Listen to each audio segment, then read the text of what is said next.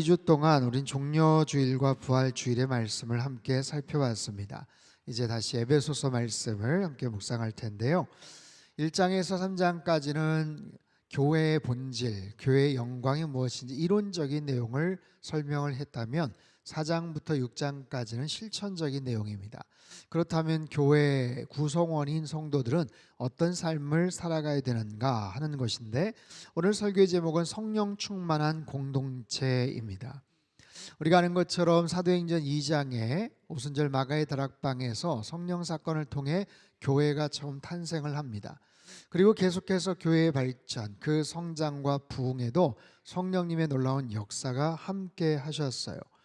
자, 사도 바울은 교회 성도들, 교회 구성원들에게 있어야 될 성령 충만한 모습에 대해서 크게 한 세 가지로 우리에게 설명을 하는데, 자, 한 가지씩 살펴보죠. 첫 번째는 주님의 뜻을 이루는 공동체입니다. 한번 따라해 볼까요? 주님의 뜻을 이루는 공동체. 15절에서 17절 제가 한번 읽어보죠. 그런즉 너희가 어떻게 행할지를 자세히 주의하여 지혜 없는 자 같이 하지 말고 오직 지혜 있는 자 같이 하여 세월을 아끼라. 때가 악하니라. 그러므로 어리석은 자가 되지 말고 오직 주의 뜻이 무엇인가 이해하라. 하나님의 뜻을 분별하라. 하나님의 뜻을 이해하고 이루라. 15절에서 자세히 주의하여 행하라. 이것은 정확하게 세심하게 라는 뜻을 갖고 있어요. 마치 항해사가 밤하늘의 별자리를 보고 항로를 찾아가는 것처럼 우리 삶의 모든 발걸음을 하나님의 뜻에 비추어서 신중하게 한 걸음 한 걸음 내디딜 것을 의미하고 있죠. 바울은 이러한 신중한 삶을 가리켜서 지혜 있는 자의 삶이다 라고 규정을 합니다. 그리고 그와 대비해서 지혜 없는 자, 어리석은 자의 삶이 무엇인지도 이야기하죠. 지혜 있는 자란 하나님을 경외함에서 시작되는 영적인 분별력이에요. 그리고 그 분별력을 통해서 깨달은 말씀을 삶에 적용하는 우리의 노력, 능력을 의미합니다. 한마디로 참된 지혜란 하나님의 관점에서 하나님의 뜻을 어떻게 바라보는가, 어떻게 하나님의 뜻을 분별하는가, 그리고 깨달아진 말씀을, 영적인 지혜와 교훈을 우리의 삶 속에 어떻게 순종하며 실천하며 살아가는가 하는 것을 담고 있어요. 그래서 성령 충만한 공동체라는 것은 이 지혜, 하나님의 관점으로 깨달아진 지혜를 어떻게 세상을 살아가면서 적용하며 하나님께 영광이 되는 그런 삶을 살아가는 교회인가 하는 것을 의미하고 있죠. 16절에서 그러기 위해서 세월을 아끼라 라고 명합니다. 세월을 아끼라. 여러분, 여기서의 세월이라는 것은 단순히 우리가 인식하고 있는 흘러가는 그냥 시간을 의미하지 않습니다. 여기서의 세월이란 카이로스, 하나님의 시간을 말하죠. 하나님이 주신 기회, 하나님이 주시는 적절한 때를 의미합니다. 이것을 아끼라, 엑사고라조라는 헬라어는요, 값을 지불하고 사라, 속량하라 라는 뜻입니다. 값을 지불하고 내 것으로 만들라라는 거예요.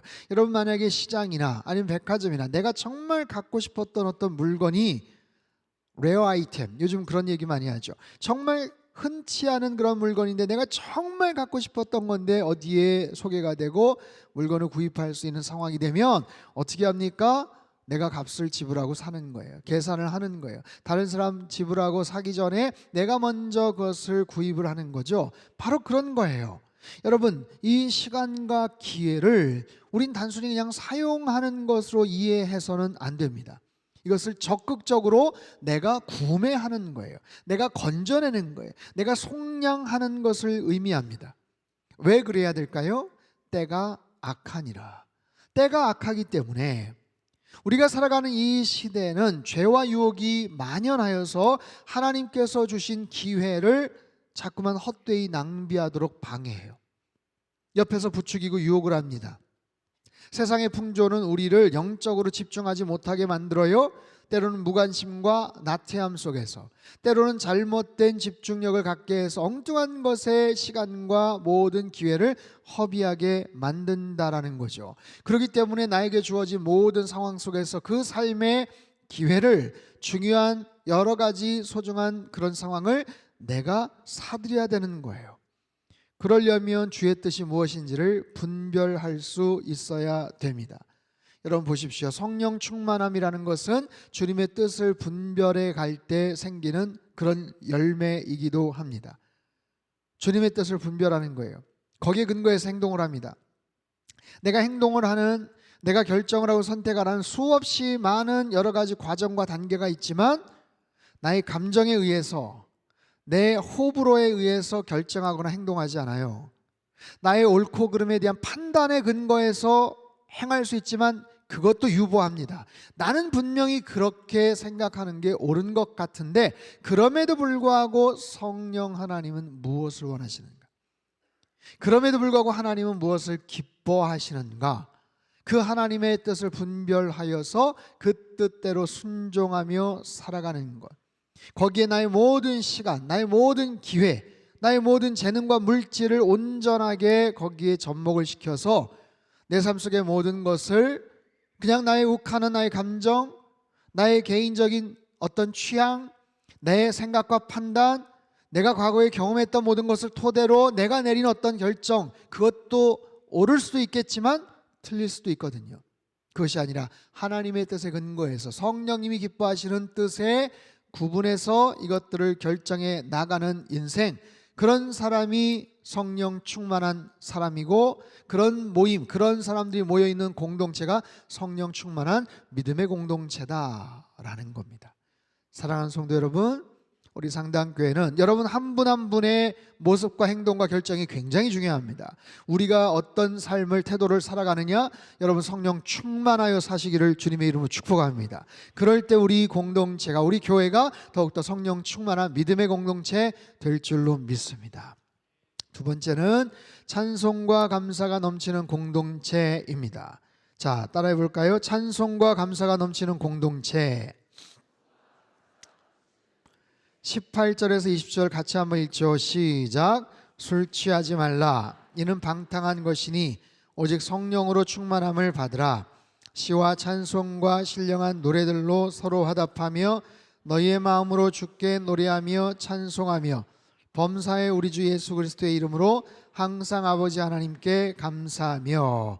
자, 사도 바울이 18절에서 강력한 대조를 제시합니다. 술 취하지 말라. 오직 성령으로 충만함을 받으라. 자, 에베소 도시에는 디오니소스, 로마 신화의 바카스 신, 바카스 신이 뭔지 아세요? 술의 신이잖아요. 술의 신. 술의 신을 숭배하는 이교 문화가 번성했던 도시예요. 종교 의식의 술에 취해 황홀경에 빠지고 자제력을 잃은 방탕한 행동들이 여기저기 즐비하게 나타나곤 했어요. 여러분, 술에 취했을 때, 술에 지배를 당했을 때 어떤 변화, 어떤 일들이 나타납니까? 전혀 모르겠습니까? 잘 생각이 안 납니까? 여러분, 술에 취했을 때 자제력을 잃고 이성의 판단이 흐려지죠. 평소에는 절대 그러지 않았던 분이, 절제된 행동을 하던 사람이 술에 취하면 절제력을 잃고 분별력을 잃고 평소에는 절대로 하지 않았을 행동과 말을, 과도한 행동을 하게 됩니다. 그 술 취한 상태에서 평생 후회할 수 있는 치명적인 결정을 내리기도 하고요, 돌이킬 수 없는 상처를 주는 말을 하기도 하고요, 자신과 타인의 삶에 파괴적인 행동도 서슴없이 하게 되는 거예요. 작년 오륜교에서 있었던 다니엘 기도회 때 배우 권호중 씨가 나와서 간증을 했는데요, 이분의 간증의 주된 내용이 술에 대한 얘기도 있었어요. 그러면서 간증하면서 왜 대한민국의 많은 목사님들이 강단에서 성도들에게 술 먹지 말라는 이야기를 하지 않으시는지 자기는 그 불만이다, 그런 얘기를 해요. 자기가 과거에는 꿈이 전 세계의 모든 맥주를 마시는 것이 꿈이었다고 했어요.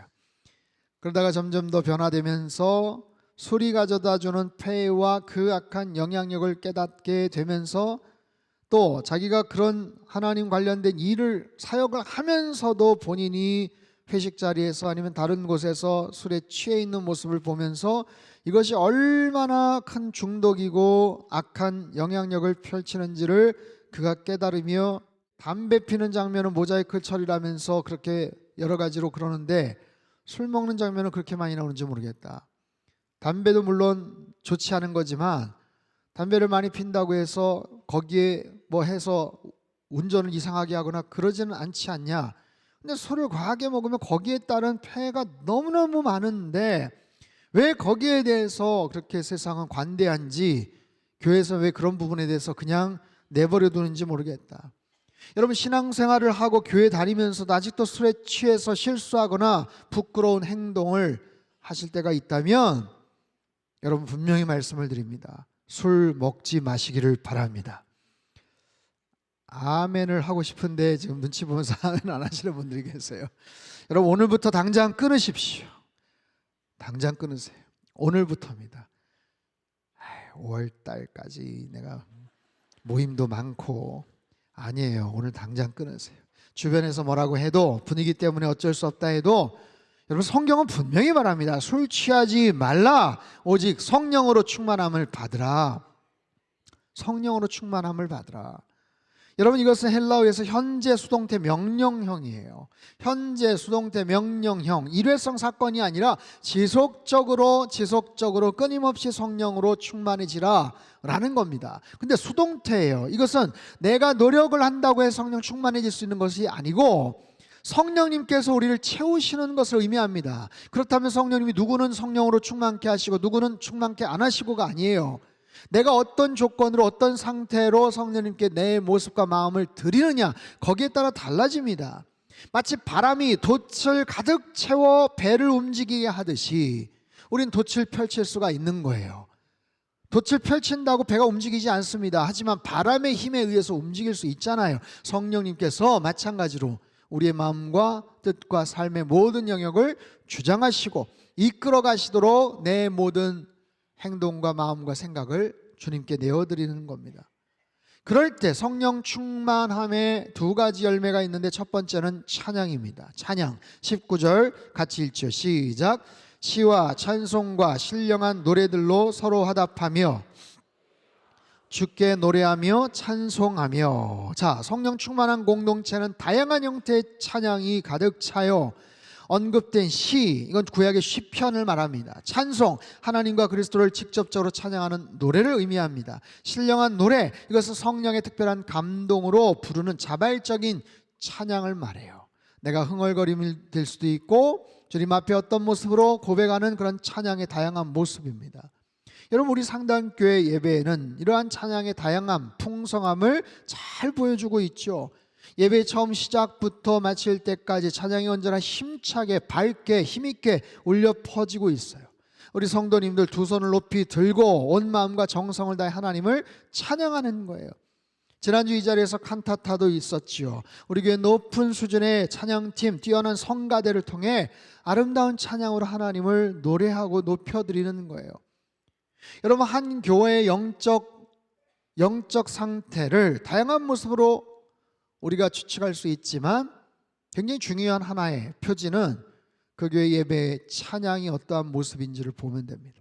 찬양이 얼마나 뜨거운가, 찬양이 얼마나 정말 밝고 힘이 있는가, 성도들의 표정과 그런 모습들이 얼마나 밝은가, 얼마나 정말 열정적인가, 그 찬양의 고백을 보면 그 영적인 상태를, 공동체 형성을 알 수가 있는 거예요. 여러분이 상당교회 정말 여러분 찬양 울려 퍼질 때 여러분 더 열심히 적극적으로 박수 치시며 하나님 앞에 나아가세요. 여러분, 누가 앞에서 손을 들고 찬양하자고 이야기를 하지 않아도 자발적으로 그 가사의 의미를 생각하다 보면 그 가사의 주인 되시는 주님 앞에 내가 손을 높여 드립니다. 주님이 나의 주권자십니다. 주님이 나의 찬양과 존귀를 받기에 합당하신 분입니다. 여러분, 누구 눈치 볼 것도 없어요. 그렇게 찬양하는 거예요. 때로는 악보를 잘 몰라도 괜찮습니다. 그 가사의 의미 하나를 담아서 우리가 찬양하는 거예요. 하나님 앞에 찬양하고 하나님 앞에 믿음의 고백을 드리는 그 귀한 믿음의 공동체 모습이에요. 이게 성령 충만함의 하나의 열매죠. 두 번째는 감사입니다. 감사 20절 같이 읽죠. 시작. 범사에 우리 주 예수 그리스도의 이름으로 아버지 하나님께 감사하며. 범사에, 항상입니다. 상황이 좋을 때만 감사하라는 것이 아니죠. 환경과 조건과 상관없이 감사할 수 있다라는 거예요. 여러분, 기쁜 일이 있고 성공하고 좋은 일이 있을 때 감사하는 것 누구는 못합니까? 그런데 기도응답이 더디고 시련과 고난과 역경이 있음에도 그럼에도 불구하고 하나님 찬양합니다, 감사합니다 말할 수 있는 것은 내가 성령 충만할 때만 가능할 수 있는 거예요. 보세요. 술 취할 때 무절제하고 방탕함의 결과가 나온다면 성령 충만할 때 우리는 찬양과 감사가 흘러넘치는 거예요.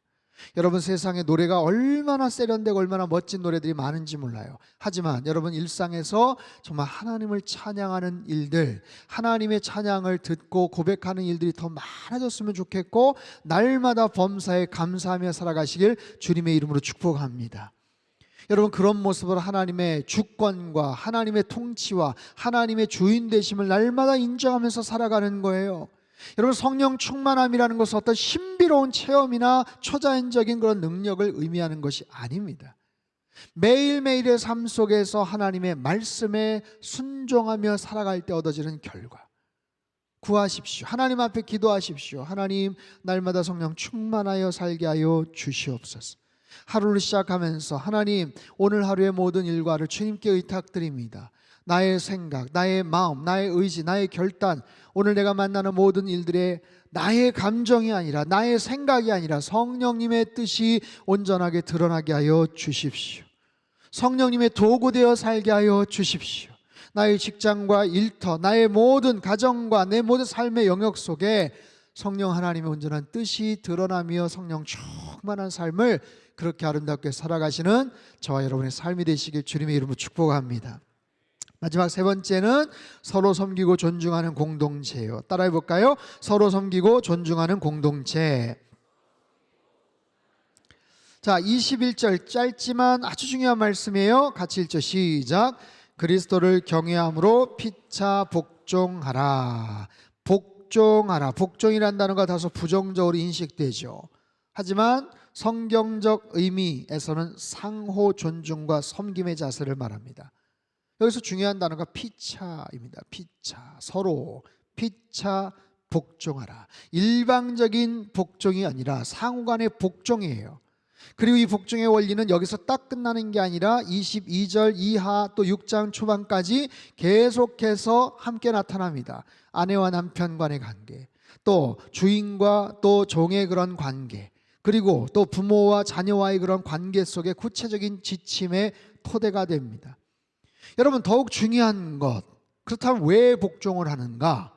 복종의 동기, 복종의 이유죠. 그것은 그리스도를 경외하기 때문에, 그리스도를 경외하기 때문에, 상대방을 존중해서도 복종과 서로 간에 좋은 관계가 필요하지만 서로 그리스도를 복종하기 때문에, 그리스도를 경외하기 때문에 그런 마음 하에서 서로가 존중하고 서로를 섬기는 그런 공동체예요. 여러분 보세요. 이 성령 충만함이 개인적인 영성을 넘어서 공동체로 확장되고 있습니다. 개인적으로 하나님의 뜻을 분별하고 개인적으로 성령 충만해서 찬양과 감사가 흘러넘쳐요. 그런데 이것이 공동체로 확산이 돼요. 공동체의 어떤 영성으로 구체적 열매로 나타납니다. 여러분, 그런 의미에서 우리의 성령 충만이 드러날 수 있는 곳은 우리의 모든 관계, 아주 평범한 우리 일상에서 찾아볼 수 있어요. 가장 중요한, 그리고 가장 보편적으로 우리가 볼 수 있는 교회 안에서의 공간과 장소는 어딜까? 제가 생각을 해봤습니다. 첫 번째는 주차장이고 두 번째는 식당입니다. 여러분 보세요. 우리 주차 문제 결코 쉽지 않죠. 그래서 더욱더 서로 배려를 해야 됩니다. 여러분, 대한민국에 이렇게 넓은 주차 공간을 가진 교회가 그렇게 많지 않아요. 그럼에도 늘 부족함을 느낍니다. 그래서 조금이라도 서로 편하게 서로 간의 질서를 지키고자 차량 10부제도 이야기하고 서로 간에 많은 수고를 하고 있어요. 여러분, 특별히 주차 봉사하시는 분들에게 여러분 친절하게 대해 주십시오. 물론 당연히 그러시겠지만 더러 그러지 않는 분들이 있다는 얘기를 들었어요. 여러분, 그분은 우리 성도들입니다. 어디서 제가 아르바이트 하시고 이런 분들 아니에요. 아직까지 날씨 좀 괜찮지만 이제 더워지면 그 더운 날, 그리고 그 추운 날 주차봉 들고서 거기서 봉사하는 게 쉽겠습니까? 쉽지 않아요. 여러분, 우리 교회 차선 공간이 기본적으로 꽤 넓습니다. 그렇죠? 널찍널찍해요. 그럼에도 불구하고 급하게 차를 대고 올 때 선을 좀 잘 지키지 못할 때가 있어요. 굉장히 좀 한쪽으로 비좁게 될 때가 있죠. 그런 거 신경 써야 돼요. 특별히 장애인 주차구역 존중하셔야죠. 비어있다고 급하다고 대시면 안 됩니다. 무엇보다도 이중 주차할 때 정말 촘촘하게 그렇게만 박혀져 있는데 거기에 맞춰 신속하게 또 빼고 까먹고 있다면 큰일 납니다. 내가 거기 빠지지 않으면 난리가 나는 거예요. 그러다 보니까 어떻게 됩니까? 가끔 막 안내 방송이 나와요. 안내 방송. 제가 3부 예배, 2부 예배 끝나고 새신자들 와가지고 접견하고 같이 이야기할 때 꼭 그때 방송 안내가 나옵니다. 한참 중요하게 얘기를 하는데 띵동 하면서 안내 방송 나옵니다. 지난주는 기도를 한참 하고 있는데 안내 방송 나와가지고 기도를 중간에 멈췄어요. 그럴 수밖에 없는데 하여튼 그런 겁니다. 여러분 주차하시는 분들 정말 따뜻하게 배려해 주시고 잘 질서를 지켜주셔요. 식당도 마찬가지인데 질서 지켜서 줄을 서시고 적당히 음식 떠서 드시면 자리를 깨끗하게 정리하는 거. 이건 뭐 초등학생들한테 얘기할 것 같은 막 그런 아주 가장 기본적인데요. 근데 여기서 성령 충만한 모습들이 나오는 거예요. 우리의 영성의 모습들이 거기에서 드러나는 거예요. 아주 친한 사람과의 관계, 아주 평범한 일상 속에서 나타나는 거, 뭐 대단한 자리, 거창한 곳에서 나타나는 게 아니라고요. 서로 간의 이해관계, 서로 간의 그런 여러 가지 중복된 그런 상황 속에서 나의 반응을 통해 나의 진정한 영성들이 표출이 되죠. 감리교회 창시자 존 웨슬리가 성령 충만한 교회를 세상을 변화시키는 능력을 가진 공동체라고 이야기를 해요. 그러면서 이런 얘기를 합니다. 제가 한번 읽어보죠. 교회가 성령으로 충만할 때 하나님의 사랑과 능력이 세상에 흘러가고 사람들의 삶이 변화된다. 성령이 충만한 교회는 단순한 예배 장소가 아니라 하나님의 능력이 역사하는 곳이다. 하나님의 사랑이, 하나님의 공의가, 하나님의 다스림이, 하나님의 통치가 역사하는 곳이 성령 충만한 교회다. 사랑하는 성도 여러분, 이 성령 충만함은 절대 그냥 이루어지지 않습니다. 날마다의 삶 속에서 주님의 통치와 다스림을 구하며 우리 자신을 내어드리는 의지적 결단과 순종에서 나타나요. 나의 말과 나의 생각과 나의 의지와 나의 행동과 이 모든 것이 펼쳐질 나의 직장과 일터와 우리의 가정과 교회 안에서 성령 하나님 나를 온전히 다스려 주시고 그 성령님의 충만한 아름다움, 질서 있는 영적인 권위가 있는 그리고 거룩한 그 모습이 나타날 수 있게 하여 주시옵소서. 세 가지를 말씀을 드렸어요. 주님의 뜻을 이루는 공동체, 찬송과 감사가 넘치는 공동체, 서로 섬기고 존중하는 공동체, 그런 모습의 공동체가 되어서 살아계신 하나님의 놀라운 역사를 나타내는 진정한 선교적 교회, 움직이는 교회로서 주님께 영광 올려드릴 우리의 모든 삶이 되시길 주님의 이름으로 축복합니다.